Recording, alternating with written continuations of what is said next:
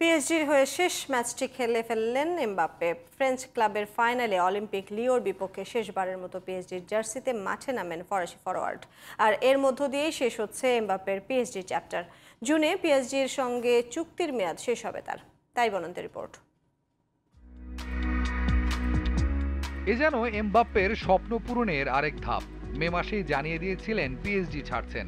Olympic লিওর বিপক্ষে পিএসজির হয়ে শেষ ম্যাচও খেললেন এমবাপ্পে। গোল পেলেন না, তবে দল ঠিকই জিতল ফরাসি কাপ। 2-1 গোলে অলিম্পিক লিওকে হারিয়েছে প্যারিসিয়ানরা। ক্রিস্টিয়ানো রোনালদোকে আদর্শ মেনে ফুটবলের স্বপ্ন বোনা এমবাপ্পে যোগ দিতে যাচ্ছেন স্বপ্নের ক্লাব রিয়াল মাদ্রিদেই। 2017 সালে মোনাকো থেকে পিএসজিতে যোগ দিয়েছিলেন এমবাপ্পে। তাকে নিয়ে রিয়ালের আগ্রহের কথা এরপর থেকে প্রায়ই শোনা গেছে। 2021 সালে রিয়াল এমবাপ্পেকে দলে ফেরাতে চাইলেও তাকে হাতছাড়া করেনি পিএসজি। দলবদলগুলোতে চলতে থাকে এমবাপ্পেকে নিয়ে রিয়াল পিএসজির এই টানাটানির গল্প। এমনকি এমবাপ্পের পিএসজি ছেড়ে যাওয়া ঠেকাতে হস্তক্ষেপ করেছিলেন খোদ ফ্রান্সের প্রেসিডেন্ট ইমানুয়েল ম্যাক্রো।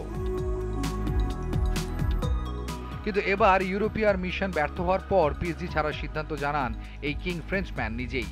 তবে এমবাপ্পে লস ব্লাঙ্কোতে শিবিরে যোগ দেবেন কিনা তা এখনো আনুষ্ঠানিকভাবে জানায়নি মাদ্রিদের ক্লাবটি। এমবাপ্পে পিএসজি জার্সিতে এখন পর্যন্ত করেছেন 256টি গোল। সেই সাথে প্যারিসের ক্লাবটিকে এনে দিয়েছেন 15টি শিরোপা। এছাড়া ব্যক্তিগত অনেক অর্জন তো আছেই।